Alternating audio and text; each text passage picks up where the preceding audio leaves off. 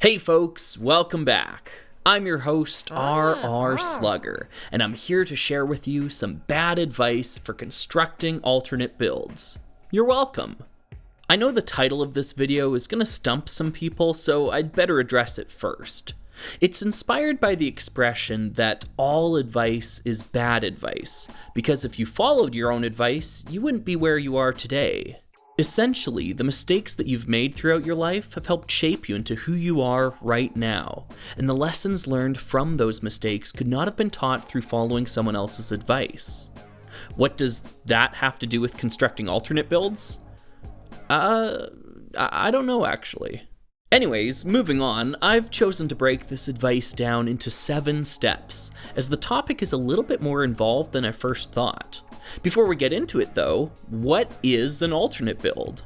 I recognize that a fairly significant portion of my audience is too young to have experienced this firsthand, but it used to be commonplace for LEGO sets to include photography on the back of the box, depicting alternate models built from the same pieces included within. Not every set included alternate builds, but many certainly did. The catch is that more often than not, the alternate builds lacked instructions or proper resources to help you recreate them. For a lot of alternate builds, the single grainy photograph was all we were given. Over time, this practice was phased out, and today most sets simply feature alternate angles of the main build rendered on the box art. Speaking for myself, the lack of alternate builds and real set photography has made modern boxes essentially disposable, and that's a real shame. Despite the relative absence of modern-day alternate builds, the advice I present here should be fairly future-proofed, just in case the LEGO group ever wishes to return to this practice. There are a number of principles that you can learn about to improve your results when trying to reverse engineer a LEGO build, and that's what I want to hone in on today. This leads us to point number 1. What are you trying to achieve? There are a number of different purposes alternate builds can serve, and before you begin, you should ascertain what your goals are. Are you trying to replicate the model you see on the back of the box as correctly as possible? Or are you trying to use the model on the back of the box as inspiration for something that knowingly deviates from the source material? Both approaches are valid, though I think the majority of the advice I have to share applies to the former, not the latter. Still, you should know where you stand before going in. Step number 2 is verify the part inventory. Make sure you have all of the pieces present and accounted for before you begin. I wish I had a nickel for how many times I've assumed a set was complete before starting an alternate build, only to find out midway that I was missing something. I'd have a lot of nickels. It's a problem that can crop up in digital brick building software as well. If you have access to a complete part catalog of every piece the LEGO group has ever produced right at your fingertips, you may subconsciously start using them erroneously. Having access to every part that exists can lead to bad assumptions about how something is assembled. Studio has an import feature that allows you to limit your palette to only include the pieces found within a given set. This sort of restriction is an essential best practice when trying to reverse engineer alternate builds. Step number 3 is to make sure you've acquired all possible source material to aid in your effort. The first obvious place to look is on the back of the box, but oftentimes it doesn't end there. Sometimes there are additional images of the model on the side of the box as well, and having even 2 angles to work from can improve your accuracy significantly. Check the instruction book. Occasionally you'll find alternate builds pictured here as well, and if you're lucky, you might even get some instructions to boot. Lastly, supplemental material like magazines, comics, or even video games can be worth checking. Now, if you find yourself in the fairly common situation of not owning an original box for the set, don't give up hope.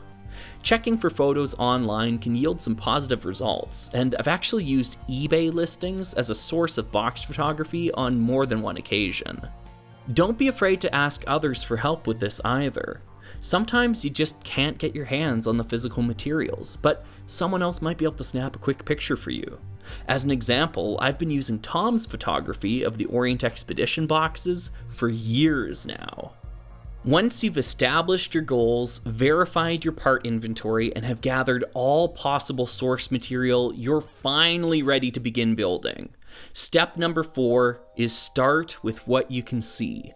I can't stress this enough, but don't make assumptions about the build until you have constructed everything clearly visible from the sources available. This often means that you'll be building a sort of top layer first before constructing the skeleton that holds it all together. That might feel counterintuitive, but it's a fairly necessary habit to get into, lest you inadvertently use a piece somewhere you shouldn't. You'll want to cordon off all of the visible parts from the non-visible parts before moving on. This might mean that some elements will be left floating without a way to secure them to the rest of the build, but that's fine for now. Derelict, correct choices are better than secured, incorrect choices. Step number 5 is where we finally have to start making some leaps, but if we've been diligently following the steps up until now, this will likely involve less guesswork than you'd think. With the parts visible in the source material already accounted for, what you're left with is likely going to be a fairly small pool of pieces. From there, you've got to start taking your best guess at things. Parts may be used in unconventional ways, but remember, these models were constructed by LEGO designers, and while that doesn't necessarily mean they'll hold up to retail set standards, the final product should come out fairly solid, to some extent at least. You'll also want to account for play features, as alternate builds frequently feature them. Sometimes they're based on the play features found in the main build, but sometimes they present novel ideas of their own. It's just another thing to watch out for as you progress. Step number 6 is to verify your results. This step can come up multiple times throughout your build, but it basically boils down to checking in to make sure that your progress matches your sources. With a physical model, this can be done by simply holding it up at a similar angle, closing an eye, and gauging the similarities or differences. With a digital model, you can actually superimpose a picture of the source material over top and try to align things that way. This can definitely turn into a game of spot the difference, but anyone who has built a LEGO set using instructions from the 20th century is already well versed in that particular game. If things check out and you're satisfied with the results, then you're done. But if you find yourself stumped or something still doesn't look right, that leads us to point number 7, seeking outside assistance.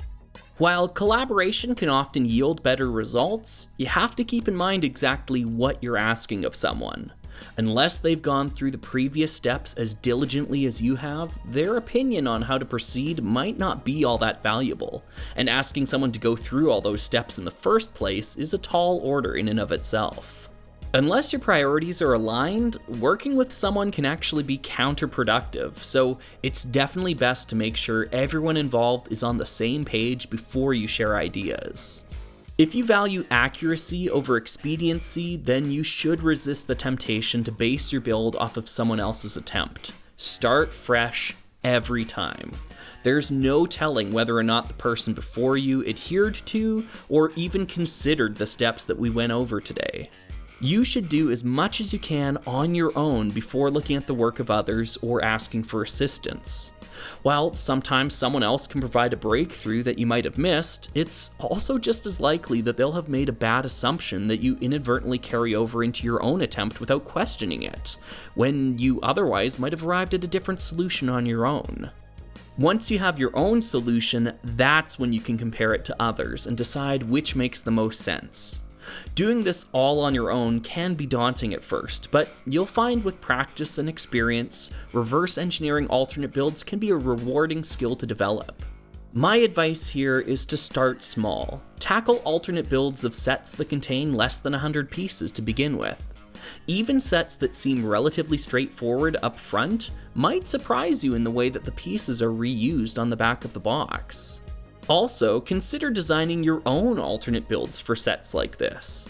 This practice will teach you to re-examine the utility of the pieces you're given and cause you to have to think like a LEGO designer tasked with the same project. What pieces do you reach for first?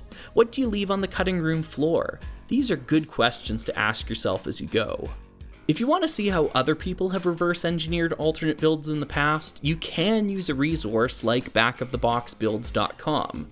It's this slug's opinion, though, that many of the builders who submit their work to that site could stand to benefit considerably from the advice offered in this video.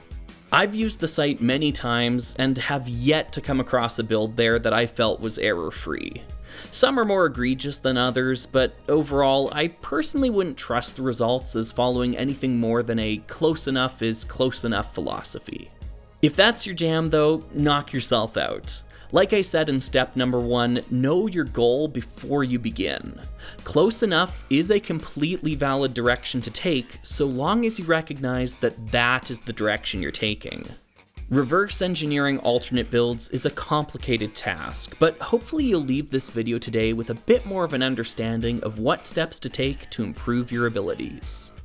I have to give an extra special thank you to Juniper for helping me with this script today. Not only is she one of the best in the business when it comes to deciphering alternate builds, but she has also made countless contributions to this channel in the past. Longtime viewers are definitely familiar with her handiwork, so getting her input on this video was a no-brainer to me. I was relieved that the initial draft I sent her was well met. It meant I was on the right track.